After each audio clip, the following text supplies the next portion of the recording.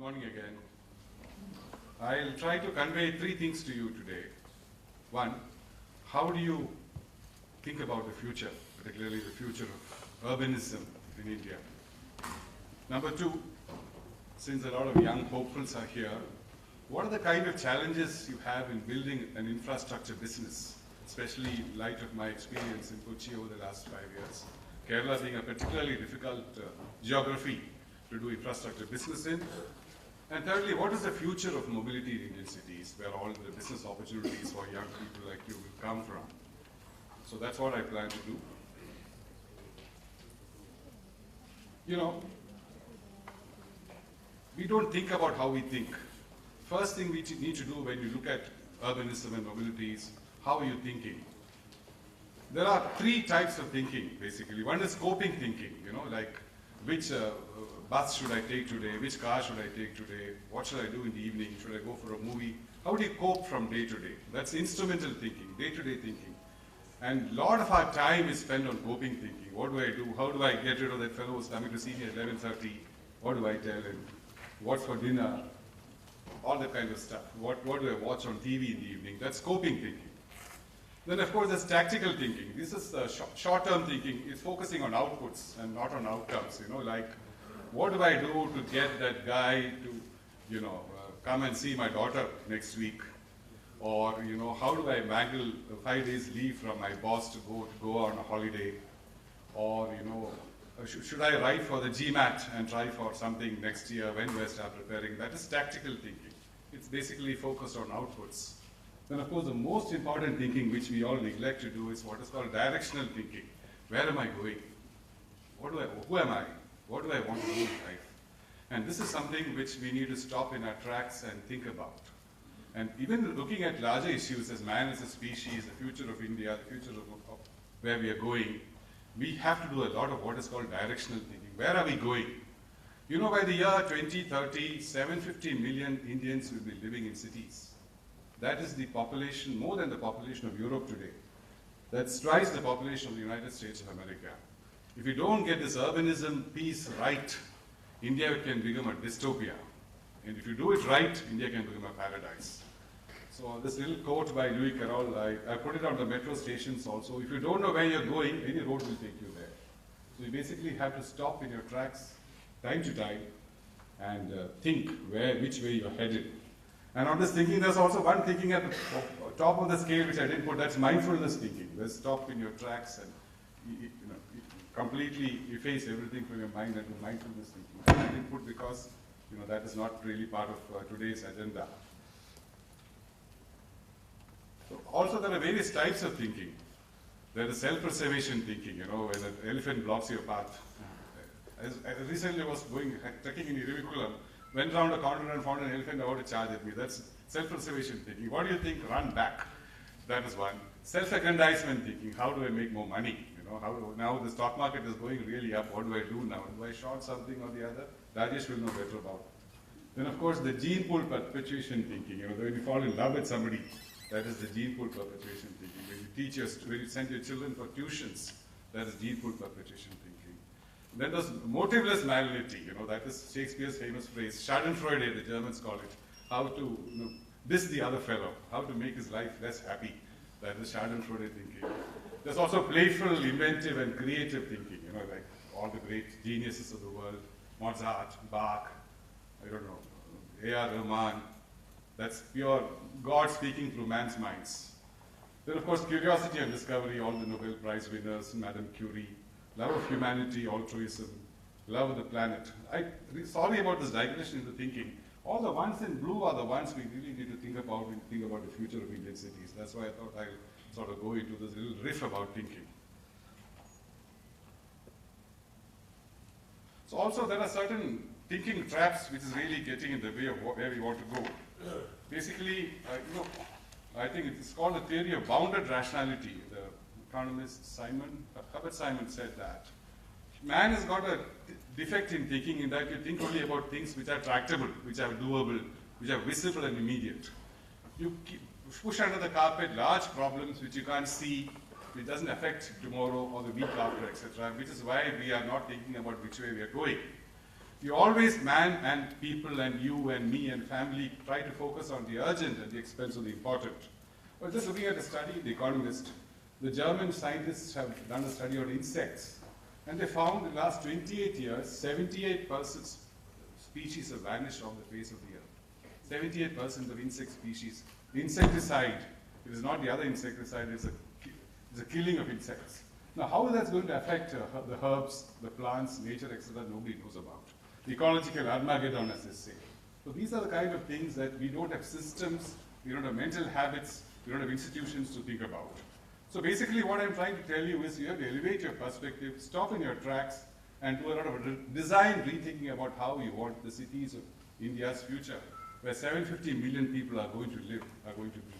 Actually, Kerala is not so much of an urbanized society yet as compared to other states. Tamil Nadu is much more urbanized, surprisingly. So we still have time to get this problem in hand. This I mentioned to you, in my opening speech, that around 9 million species, and humanity is the only species that destroys its host. So what do you call that? We call it a carcinogen. So are we becoming a mutant carcinogen on the face of the earth?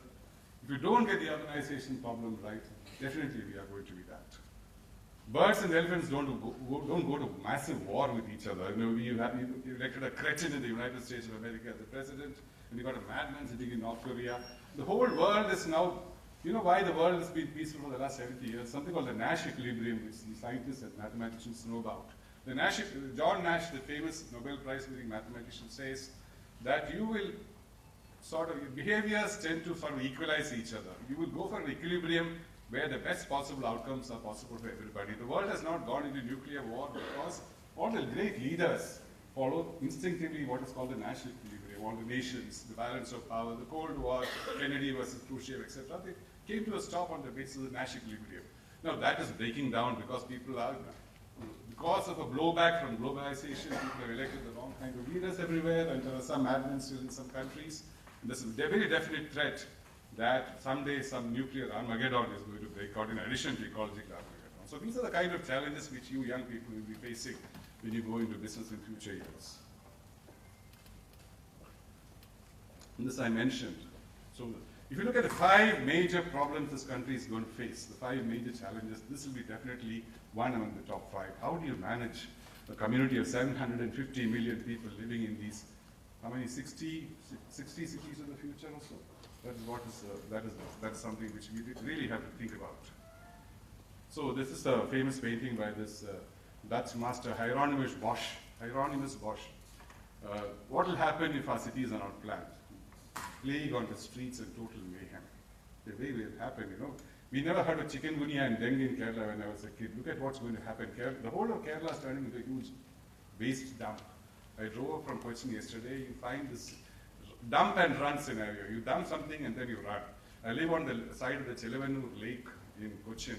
And what is really sad is all the wealthy guys who got waterfront haciendas in Cochin go and dump their stuff on. You can look at the garbage you can make out from the composition of the garbage. All this garbage belongs to rich people, all the two-ball beer cans and stuff like that. So this is the future which we are going to face if we don't stop in our tracks and decide what we want to do with the rest of our planet. Of course, this is the idyllic planned urban life. I believe China has become one of the great good things happening is China has become very ecologically conscious. They're going to phase out the internal combustion engine. They're coming down on coal plants in a big way on air pollution, and they're building these vertical green cities all over. So if China can change, why can't we? China took the cusp of the last part of the industrial revolution, which we missed out, and now they're taking on the ecological challenge in a big way, and we are far behind even on that. So what are the key urban challenges? Water, energy, waste, and mobility, and they all feed into each other. And my area, my domain is mobility. What I want to talk to you about is mobility and how mobility can change cities and make those places a better venue for us to conduct the business of life. Now, I'll take a little digression because I was told to speak to these kids about what are the challenges in building urban infrastructure business.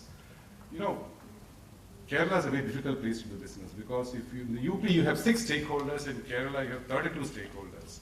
When I started the Kochi Metro project, I tried to list down the number of people who have to be kept on the same page. It came to about 30. The state government, the district administration, the Kochi Municipal Corporation, the railway division, the water authority, the KSEB, the DMRC in Delhi, the DMRC in Kochi, Dr. Sridharan, who's an icon by himself, etc., etc., the Cochin Port Trust, the local MLAs, the MPs, the land losers, the fellows who know other business but to go on TV and speak about various things. All this 30, came to about 30. You got to manage about 30 stakeholders. That's one of the great challenges, even doing a business, you never know. Kerala is one state where you get all the permissions under a single window for starting a business, and when you come down to the panchayat, they will not recognize the power of the state. Each man is a law unto himself. And really you have to, I call it waltzing on glass. You really have to waltz on glass to do any business in Kerala. Of course, there are conflicting objectives and interests. And one of the good things I found in my last 5 years in Kochi Metro is that if you have purity of heart, people will come along. Malus are cynical. They like to diss other people. But they basically, I found, good at heart. And if you can communicate your purity of heart to them, they will come along with you. When I started 5 years back, we had a lot of environmental activists coming in, eating our heads. So what I did was, people want a role in life. So all those guys, I don't want to name names, who come on the evening TV, I found an ecological group for Kochi Metro. And all the problems I dumped on their lap and said, you are the boss, now we find a solution. So we could put up the metro depot near railway on about, nearly 100 acres of wetland, water wetland. And those are the guys who did the design for us. So basically give people a role, some sense of importance, and they all come along. Because that's a good part of the whole Mallu virus, how you handle that. Of course, there are political pulls and pressures from the local councillor right up to the chief minister of the day. You have to have them on the same page in Kerala, and that goes not just for a metro, but for any kind of business which you young kids will start in future. This constant flux, things keep changing all the time. And it's so important to have all the parties together. And one great thing that we could do this intra-policy time in Kerala, which is good for you to know, is that you have to build consensus among all the people about the objectives of it. If you are starting a Ayurveda business in Calicut, for instance, you need to have public consensus that this is a good thing to do. We need this industry here, etc. Don't start something and then go around looking for people to buy into it. That is a very bad way of going about it. A lot of constant fluxes there, divided public opinion, diverse philosophies. Kerala's got a whole gamut of political philosophies about what we need to do in life. So that's something we really need to handle. Land pressures. Kerala is impossible to acquire land. There's no land left for anything. So even in my project, we took about 500 parcels of land from various people.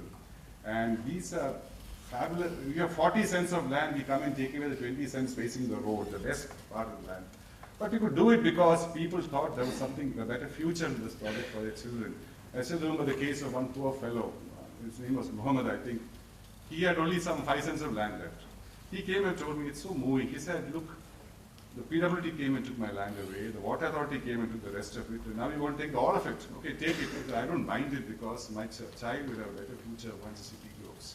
And that's the kind of attitude you need to have, and that's a great thing about Kerala.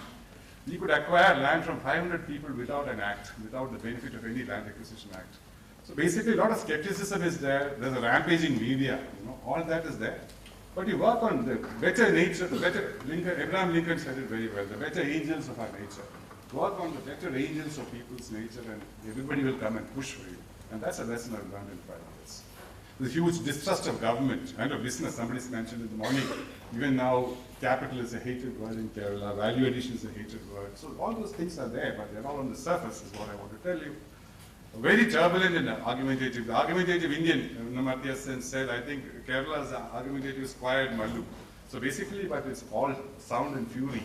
I think if you can communicate only purity of intent, purity of heart, everything will make way for what you plan to do. And that holds good for the smallest entrepreneur as well as the largest project in Kerala. This Vilnius port, something I keep telling my friends in Delhi. On the very same day, the government ordered a judicial inquiry, the chief minister went and laid the pile foundation stone for that. These things will go on, this merry dance will go on, but basically people will come around, is what I'm trying to tell you.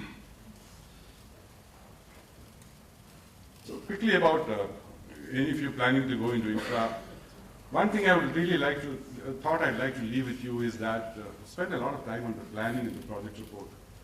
Government project reports in infrastructure are absolutely shoddy.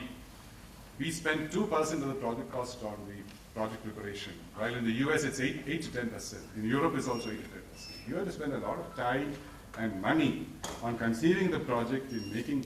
The World Bank has got a very nice way of doing it. For a project in water supply which takes about 3 years to implement, they will spend 2 years on planning it.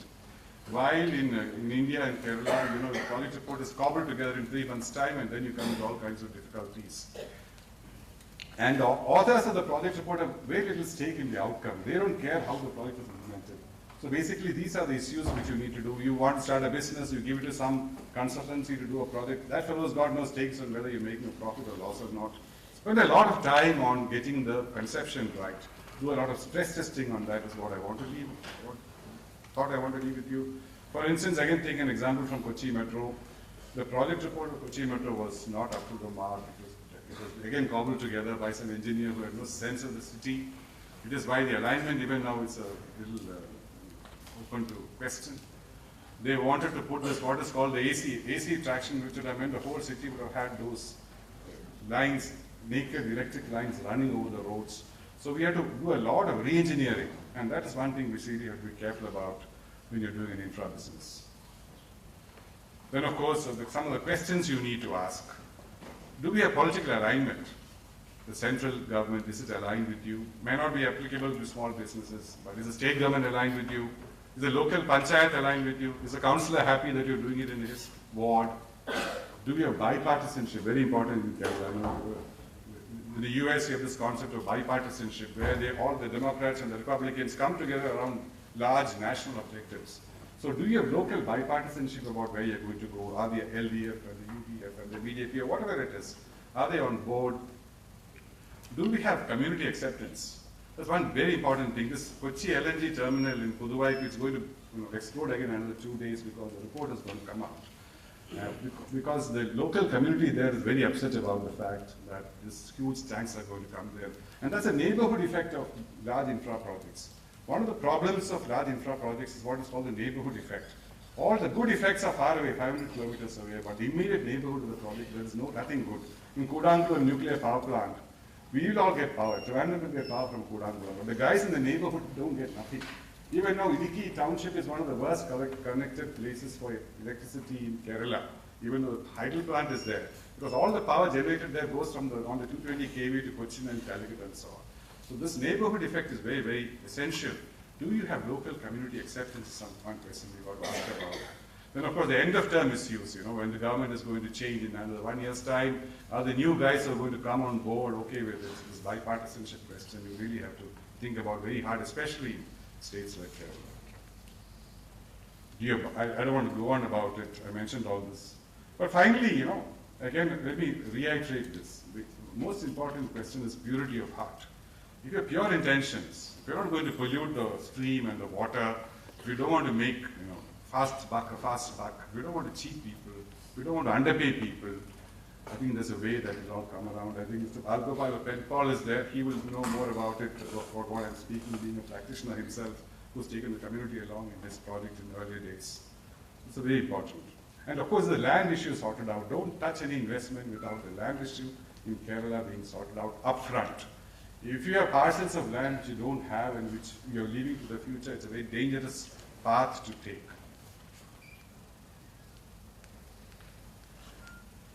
In India, Mr. Jairam Ramesh, in his wisdom and goodness, came out with this, what is called the LARA Act. Earlier, the Land Acquisition Act, even for private industrialists, was skewed in favor of the acquirer. Now they turned the center of gravity towards the acquiree in such a complicated fashion that it's become nearly impossible to acquire land under the statutory act. So what the state governments have done in places like Goa and Rajasthan and Gujarat is they come out with state enactments which restore the balance towards the entity like industries who want to acquire the land. It's not going to happen in Kerala for various reasons. So now we have this devilishly complicated job of operationalizing this LARA in Kerala. And this is the single biggest impediment to Kochi Metro also because we are the first entity in the country to acquire land under this LARA. And in a way it's good, but it's very, very devilishly complicated. Till now, 2.5 years later, we still not acquired a single piece of land, despite trying very hard. The first parcel of land under this act is going to come to us in the end of December. So never touch an infra business, let me repeat it, without the land issue being sorted out. Then of course, if you're doing infra again, is the tariff regime dynamic? Is it secured by law? in Kerala you have this BOT problem, you know, you do a toll road and after 3 years the fellows will come and prevent any enhancement of the tariff. In Kerala, not only do you need a legal sort of protection for your tariffs in future, you also need popular consent. Is it secured by popular consent? Do the people accept the fact that after 3 years you're going to raise the tariffs? Something which you really have to ask yourself. Are there emerging threats to the revenue streams of the project through new technologies, new business models? Like Nokia died and Sony Electronics died. The sharing economy is coming. The other day, Navin Gadkari called the SIAM, the Society of Indian Automobile Manufacturers, and told them that by 2030, the internal combustion engine is dead and we've got to go into electricity, which is what the whole world is doing. Those guys are very upset. They try to resist it very hard, all the Bajajas and so on. But now I think they're seeing sense. So you really have to think about how, in what way technology is going to emerge, going to venture into businesses in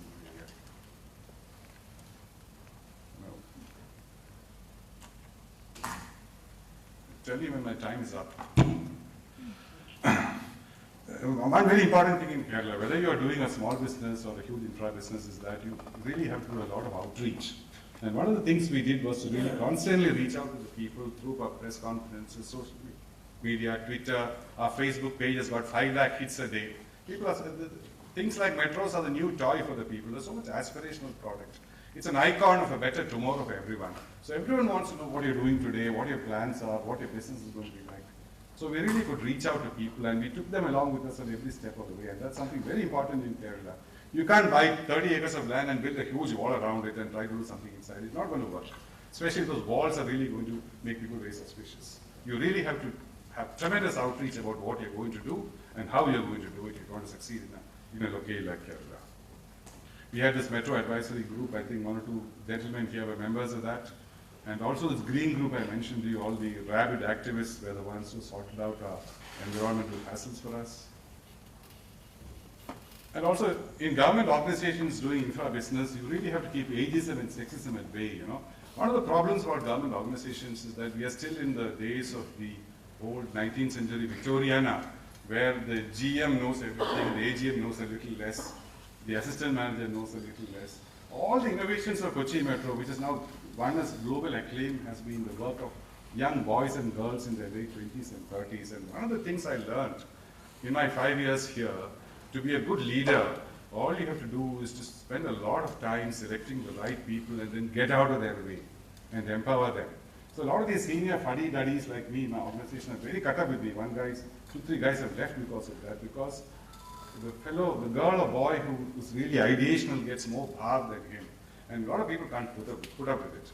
And it's time that government organizations completely got into a startup culture, and this stultifying thing of hierarchy, sexism, men know more than women, etc., really have to be destroyed in government organizations if we are to deliver in future. So all these ideas, vertical gardens, bicycle sharing, formation, all the 1,400 buses in Cochin are now being formed into 6 companies. And one great thing is this Malsara Autumn will stop because there's no incentive to outdo the other fellow. You share the profits. All this has come from the kids in my office, vehicle tracking, that automated fare collection system with Access Bank. All this is the work of these young boys and girls. And I believe KMRL is one of the most fabulous organizations in this country, because the average age there is like you, 28, 30. And these boys and girls, I know in terms of idealism and passion and devotion to duty, this country is safe in their hands.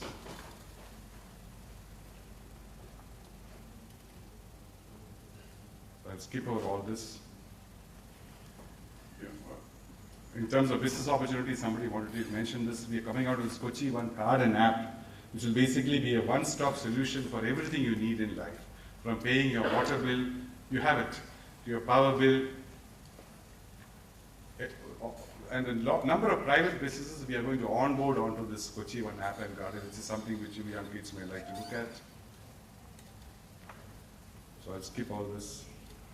This Kochi Water Metro, which will make Kochi the first city in the world where the metro seamlessly integrated into the ferry system. Istanbul has a bit of it, London has a bit of it, etc. Will really transform the whole of central Kerala, because the water metro is going to fly for a length of about 80, 90 miles. And that is going to open up these hinterland for urbanism, for tourism, etc. And that's, I think, the whole of the urban the advantages of central Kochi will permeate into the whole of the Vembanad Lake. There are a lot of business opportunities and tourism coming up all the way to the Thrissur border and so on. Skip all this. So what is the vision that we have? The days of the car for urban transport are over because 2-3 things are happening. One is that mobility is no more a product, it is a service. It's time. 5 more minutes, okay. So mobility is now becoming a service and not a product. The days, the Nobel Prize winner, Richard Taylor said something called the endowment bias. You have a car because your father had a car and your grandfather had a car and you want a better car. People have an emotional bias in favor of what they have. So you really want a bigger car. You forget about the outcome because you're focused on the output. What is the outcome? Mobility. And now in cities like Cochin and Delhi, it makes much more sense to hire a car on demand than to have your own car. So these are the kind of models we are trying to do in Kochi. Public transport is also dying because Florida has taken out the buses out of their public transport system. Instead of it, they're subsidizing Uber. So if you want to go anywhere at public transport rates, you just pay the Uber guy a subsidized rate. Why do you have your own government buses and whatever applying? So these are the kinds of changes taking place. And I'll stop here now and say Kochi will be the first city in India where the public transportation system will be so comfortable and convenient and easy and that people will abandon their cars to travel within the city. The UMTA Act is going to the cabinet next week, and once it becomes a law, we will have the legal teeth for it. And the buses, the metro and the boats will all become an interconnected system, so convenient that people will find it better to travel in that and do your Wi-Fi browsing on your phone than to go by car and stop at 7 traffic lights. I'll stop here because I've been guillotined. Sorry to have meandered on like this, but nice to see all these young faces. And one thing my Cochin Metro experience teaches me is that you boys and girls are right in every sense. You're the idealism, you're the passion. Don't let the old guys stop your dreams from happening. Be a little prudent, think about the future, stop in your tracks and think of where you're going. And all of you have a very bright future, I'm sure. Thank you.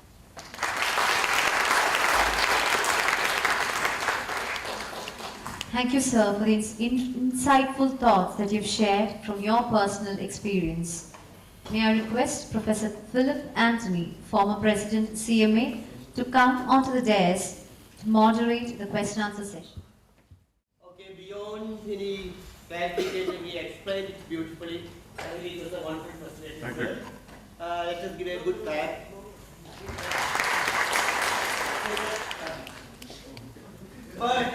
But Okay. 1 or 2 questions, sir. It is their privilege. All right. Okay. Please, PQ. Only questions. Okay, Mike there, please. Good morning everybody. I am Upendra Ram from Cochin. Sir, may I know when it is going to happen, this Kochi water metro? See, the first boats are going to hit the water in March of 2019.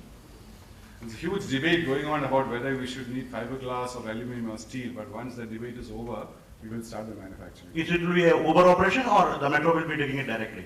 Metro will be doing that. Thank you so much. So, in your presentation, mainly you were talking about the challenges that we are facing when we are being a stakeholder into a business in Kerala. Apart from the fact that the point you mentioned about the pure intent, almost the other points they say that it's probably impossible sometimes to get into the business aspect of it. Mostly the intent of everybody is pure. I mean, everybody wants to do business and survive and give the jobs to others. Entrepreneurs are somebody who's going to create the jobs. So is it like in the future it's going to get more and more difficult for us to get into the entrepreneurial street? I think things are getting much better. This primitive notion that value addition in terms of money is a bad thing is vanishing from especially the younger generation. I don't think it's there anymore. The problems they're going to face are on things like land and pollution, etc., which are very legitimate concerns. And I don't think Kerala is a venue where you should add value by destroying the ecosystem. Those days are over. As long as you have a business that is clean, morally, financially, and may I say spiritually, people will come along with you, is my feeling. One last question, please. Anybody? Be quick. Why you pick them up?